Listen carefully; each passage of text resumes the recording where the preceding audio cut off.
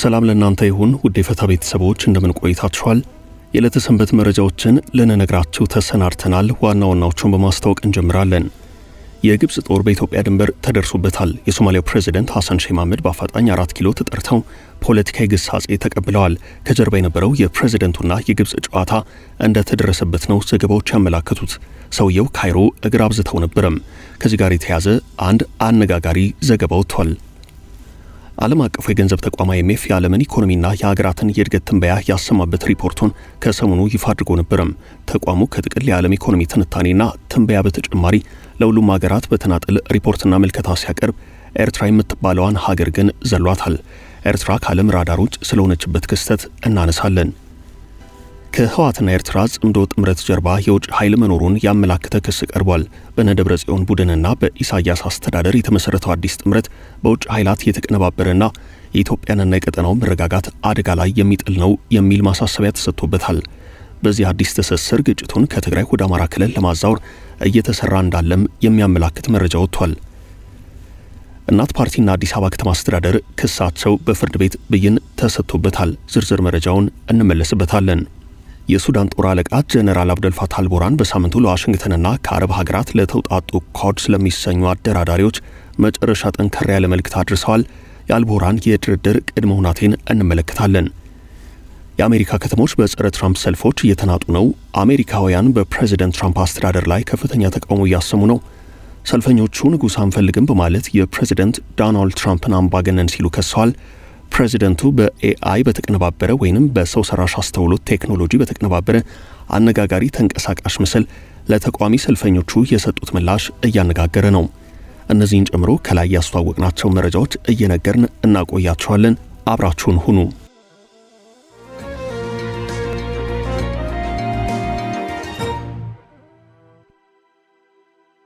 የግብጽ ጦር በኢትዮጵያ ድንበር ተደረሰበት። የግብጽ ጦር በኢትዮጵያ ድንበር ለመስፈር ያደረገው እንቅስቃሴ ተደርሶበታል። ይኸው ጉዳይ ሊከሰት የነበረው በኢትዮ ሶማሊያ ድንበር አቅጣጫ ነው።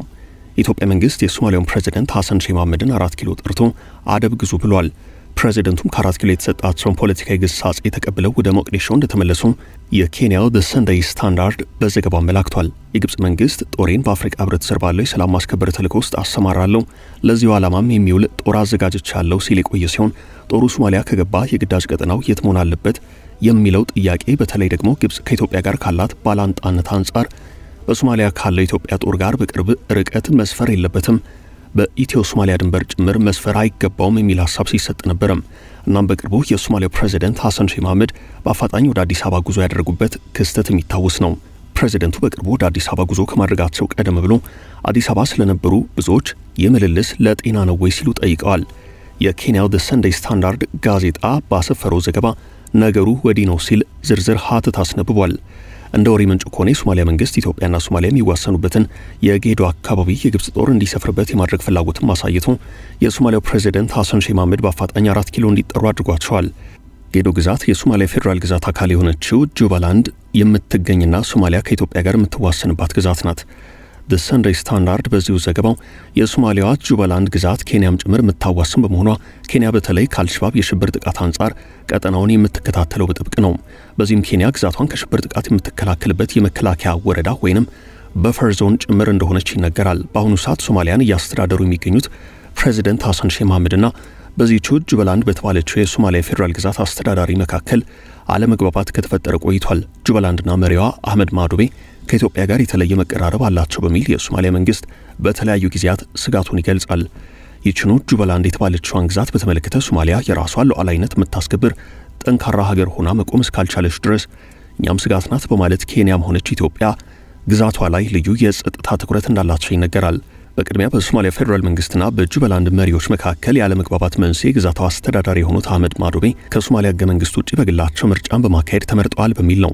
የሶማሊያ ፌዴራል መንግስት ጦር አዝምቶ ሁኔታውን ለመቀየር ጥረቶች ቢያደርግም አልተሳካለትም።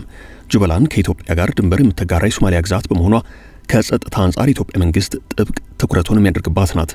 የጁባላንድን መሐመድ ማዶቤን ለመቀናቀን በሚል የሶማሊያው ፕሬዝዳንት ሐሰን ሼህ መሐመድ በዚህቹ ግዛት ከጁባላንድ አስተዳደር ጋር ትይዩና ተቀናቃኝ የሆነ አስተዳደር መመስረት ፈልገው የነበረ ቢሆንም የኢትዮጵያ መንግስት ግን ይህ ሐሳብ ተቀባይነት የለውም፣ ለቀጠናው ጸጥታም የሚመች አይደለም የሚል አቋም በመያዙ ልዩነቶች ተፈጥረው ነበር።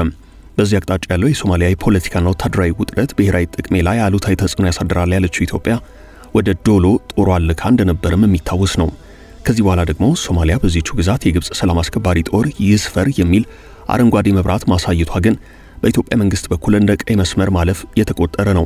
ሶማሊያ ለ3 አስርት ዓመታት ያህል መንግስት አልባ ሆና በሽብር ስትናጥ ሀገሪቱ በብዙ ጣውረድ አሁን ያለችበት መንግስትን የመመስረት ደረጃ እንድትደርስ በማድረግ ረገድ የኢትዮጵያ ሰላም አስከባሪ ጦር ለዓመታት ዋጋ ሲከፍል ግብጽ አልነበረችም። የሶማሊያን ሰላም ማስከበር ተልዕኮ ለዓመታት ፈንድ ሲያደርጉ የነበሩት አካላት የግብጽን ጦር ወደ ሶማሊያ መግባት አልወደዱትም። ዓላማው ለሶማሊያ ሰላም በማሰብ በበጎነት ሰላም የማስከበር ተልዕኮን የያዘ አለመሆኑን ተንታኞች ይናገራሉ። የሰላም ማስከበሩ በጀት ባለቤቶችም እስከዛሬ ሲለቁት የነበረውን ገንዘብ እስካሁን አላወጡም። የግብጽ መንግስትም ጦሬ ዝግጁ ነው ከማለት ውጭ በራሱ ወጪ ሶማሊያ ምድር መግባት ይፈልግ አይመስልም። ከዓለም የፋይናንስ ስርዓት ውጭ የሆነችው ኤርትራ ዓለም አቀፉ የገንዘብ ተቋም IMF የዓለምን ኢኮኖሚና የሀገራትን የእድገት ትንበያ ያሰማበት ሪፖርቱን ከሰሞኑ ይፋ አድርጎ ነበርም። ተቋሙ ከጥቅል የዓለም ኢኮኖሚ ትንታኔና ትንበያ በተጨማሪ ለሁሉም ሀገራት በተናጠል ሪፖርትና መልከታ ሲያቀርብ ኤርትራን ግን ዘሏታል። የአፍሪካ ቀንዷ ሀገር ኤርትራ ከዓለም የፋይናንሻል ስርዓት ምን ያህል የተገለለች መሆኗን ያመላከተ ተግባር ሆኗል።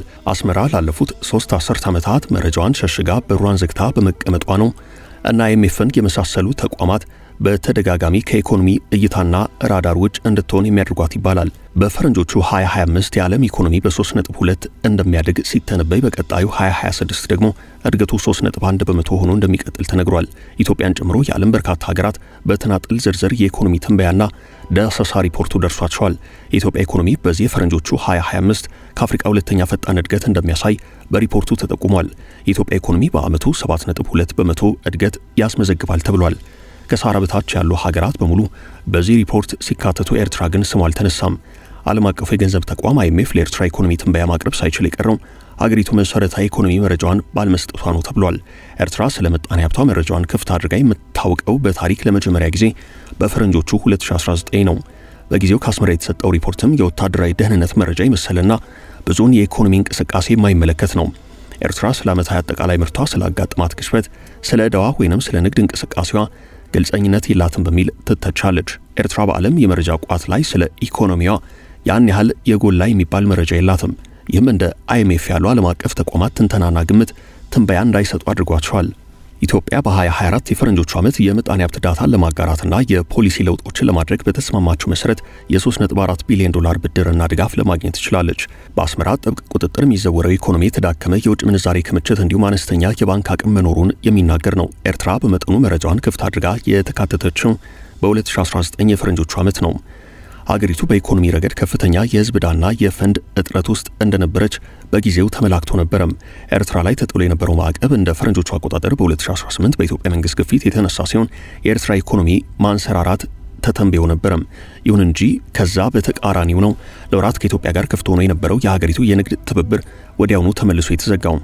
የአስመራ ኢኮኖሚ ዝግ ኢኮኖሚ እንደመሆኑ መጠን ከኢኮኖሚ ትንበያና ከዓለም አቀፉ የገንዘብ ስርዓት ጋር በብዙ የተራራቀ ነው። የኢንቨስተሮች ምንም አይነት ፍላጎትም የለም። ኤርትራ ጦርነት ውስጥ ባትገኝም የምታራምደው ፖሊሲ ግን የጦርነት ጊዜ ዝግ የኢኮኖሚ ፖሊሲ እንደሆነ ነው የሚነገረው። በህወሓትና ኤርትራ ጥምረት የግብጽ እጅ። ከህወሓትና ኤርትራ ጽምዶ ጥምረት ጀርባ የውጭ ኃይል መኖሩን ያመላከተ ክስ ሲቀርብ ቆይቷል። በነደብረ ጽዮን ቡድንና በኢሳያስ አስተዳደር የተመሰረተው አዲሱ ጥረት በውጭ ኃይላት እየተቀነባበረና ኢትዮጵያንም እንዲሁም የቀጠናው መረጋጋት አደጋ ላይ የሚጥል ነው ተብሏል። ከጦርነቱ ማብቃት በኋላ በህወሓት ውስጥ ከፍተኛ የሆነ የሀሳብ ልዩነት ተፈጥሯል ሲል የገለጸው ሆርን ሪቪው ይህም ህወሓትን እንደከፋፈሉ አመላክቷል። በህወሓት ውስጥ ከፍተኛ ስልጣን ያላቸው ፈትለወርቅ ገብረ እግዚአብሔር የሚመሩት የህወሓት ቡድን ከፌዴራሉ መንግስት ጋር ያለውን ግንኙነት የሚቃወም ነው። ዘገባው ይህ ቡድን በአሁኑ ወቅት ከኤርትራ መንግስት ህግደፍ ጋር የፖለቲካና የኢኮኖሚ ትስስር እንደፈጠረ ይገልጻል። በሌላ በኩል ሌላኛው ቡድን በቀድሞ የጊዜ አስተዳደር ፕሬዚደንት አቶ ጌታቸው ረዳ ይመራ የነበረውና እንደ ሌተናል ጀነራል ጻድቃን ገብረትንሳኤ ያሉ አመራሮችን ያካተተ ሲሆን የፕሪቶሪያውን ስምምነት ሙሉ ለሙሉ በመደገፍ ከኢትዮጵያ መንግስት ጋር መስራትን ይመርጣል ሲል ሀተታው ያመላክታል። አቶ ጌታቸው ረዳም በመጨረሻ ከዚያው አስተዳደር ለቀው በጠቅላይ ሚኒስትሩ አማካሪነት መሾማቸው የሚታወስ ነው። እንደ ሆርን ሪቪው ትንታኔ ከሆነ የአዲስ የህወሓት ህግደፍ ግንኙነት በዋነኝነት በትግራይ የሚገኙ እንደ ወርቅ ያሉ የተፈጥሮ ሀብቶችን በኤርትራ በኩል በህገወጥ መንገድ በመሸጥ የገንዘብ ምንጫቸውን ለማጠናከር ያለመ ነው።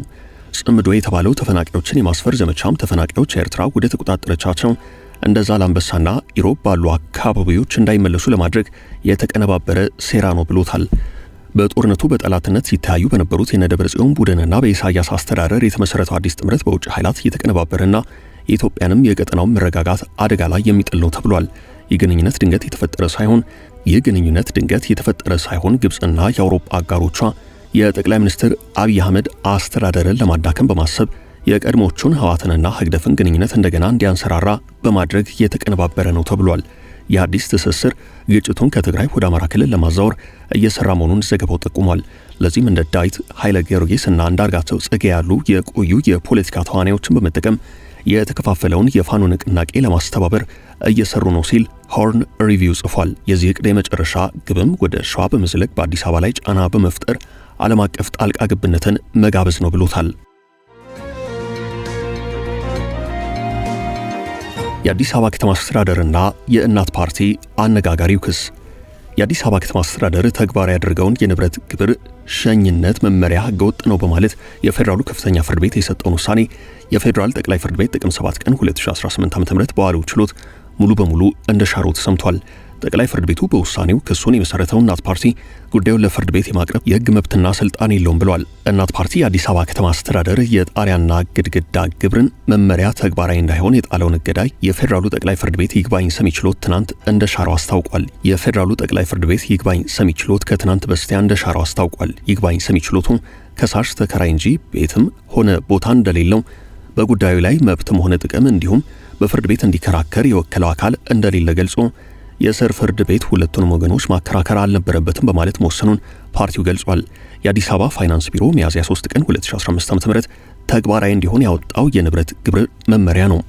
እናት ፓርቲ መመሪያው ህገወጥ ነው በማለት ክስ የመሰረተ ሲሆን የፌዴራሉ ከፍተኛ ፍርድ ቤት ልደታ ምድብ ችሎት ጥር 9 ቀን 2017 ዓ.ም የፓርቲውን ክስ ተቀብሎ መመሪያው እንዲሻር ወስኖ ነበር። በውሳኔው ቅር የተሰኘው የአዲስ አበባ ፋይናንስ ቢሮ ለፌዴራል ጠቅላይ ፍርድ ቤት ይግባኝ በማቅረቡ የስር ፍርድ ቤቱ ውሳኔ አፈጻጸም እንዲታገድ ተደርጎ ቆይቷል። የፌዴራሉ ጠቅላይ ፍርድ ቤት አምስተኛ ፍትሐ ብሔር ይግባኝ ሰሚ ችሎት ትናንት በሰጠው የመጨረሻ ውሳኔ የስር ፍርድ ቤቱ ውሳኔ የተሳሳተ መሆኑን ገልጿል።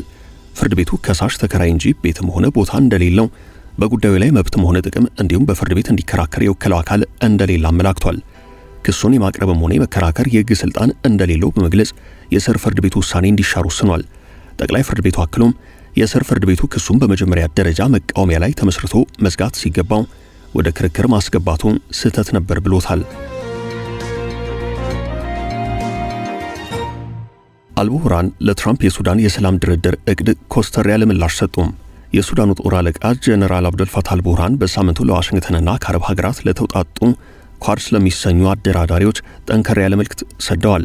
አልቡርሃን የሱዳን ጦርነት በድርድር የሚቆመው የሱዳንን ክብር ባስጠበቀ መልኩ ብቻ ነው ብለዋል። የፈጥኖ ደራሽ ኃይላት አመጻ የማስቆም ምንም አይነት ድርድር አንቀበልም ብለዋል።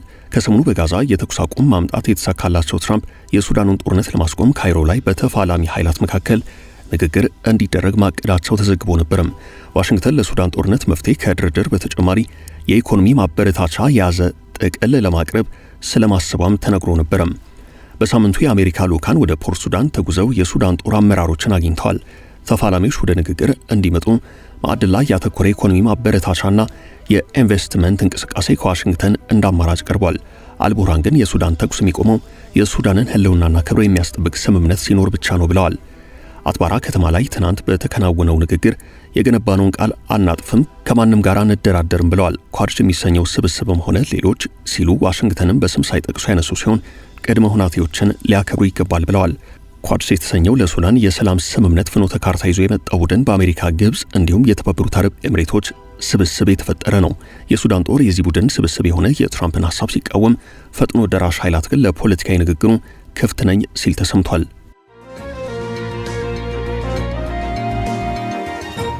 በትራምፕ ላይ የተነሳው ህዝባዊ ተቃውሞ። የአሜሪካ ከተሞች በጸረ ትራምፕ ሰልፎች እየተናጡ ነው። አሜሪካውያን በፕሬዚደንት ዶናልድ ትራምፕ አስተዳደር ላይ ከፍተኛ ተቃውሞ እያሰሙ ነው። ሰልፈኞቹ ንጉሥ አንፈልግም በማለት የፕሬዚደንት ዶናልድ ትራምፕን አምባገነን ሲሉ ከሰዋል። በኒውዮርክ የተጀመረው የተቃውሞ ሰልፍ ከ2500 በላይ ከተሞችን እንደሚያዳርስ አስተባባሪዎቹ ለቢቢሲ ተናግረዋል። ሰልፈኞቹ ሁሉም ሰው በአሜሪካ የመኖር መብቱ ሊከበር ይገባል ሲሉ ተደምጠዋል። ስደተኞች ላይ ያነጣጠረውን ዘመቻም አውግዘዋል።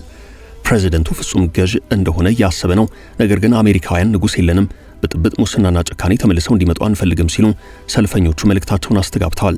የፕሬዝዳንት ትራምፕ ደጋፊዎች ደግሞ የአሜሪካ ጠሎች ሰልፍ በማለት ተቃውሞውን አጣጥለውታል። የሪፐብሊካን ፓርቲ ከፍተኛ ባለስልጣናት ብሔራዊ ጦሩ በተጠንቀቅ እንዲቆም ጠይቀዋል። ትራምፕ በበኩላቸው በሰው ሰራሽ አስተውሎት አርቲፊሻል ኢንተለጀንስ በተቀነባበረ አነጋጋሪ ተንቀሳቃሽ ምስል ለሰልፈኞቹ የሰጡት ምላሽ እያነጋገረ ነው። ትራምፕ በዚሁ ተንቀሳቃሽ ምስል ንጉስ ትራምፕ የሚል ጄት እያበረሩና ዘውድ ደፍተው የሚታዩበትን ተንቀሳቃሽ ምስል አጋርተዋል በማህበራዊ ትስስር ገጻቸው። ትራምፕ ጄቱን ወደ ሰልፈኞቹ ያበረሩ ሰልፈኞቹ ላይ ቆሻሻ ሲደፉ ነው ተንቀሳቃሽ ምስሉ የሚያሳየው። በፕሬዝዳንቱ የግልና የመንግስት ማህበራዊ ትስስር ገጾች ላይ የተሰራጨው የተንቀሳቃስ ምስል ፕሬዝዳንቱ በኒውዮርክ ታይምስ አደባባይ ለተቃውሞ የተሰበሰቡትን በጀት እያባረሩ ሲበትኑም የሚያሳይ ነው። ምክትላቸው ጄዲ ቫንስ ፕሬዝዳንቱ ዘውድና ካፕ ለብሰው ናንሲ ፔሎሲና ሌሎች ዴሞክራቶች በፊታቸው ተንበርክከው የሚያሳይ እንዲሁም በሰው ሰራሽ አስተውሎት የተቀነባበረው ተንቀሳቃሽ ምስል ትራምፕ ካጋሩት ውስጥ የሚገኝበት ነው። ለዛሬ ያዝንላችሁን ርዕሰ ጉዳዮች እዚህ ላይ ቋጨን።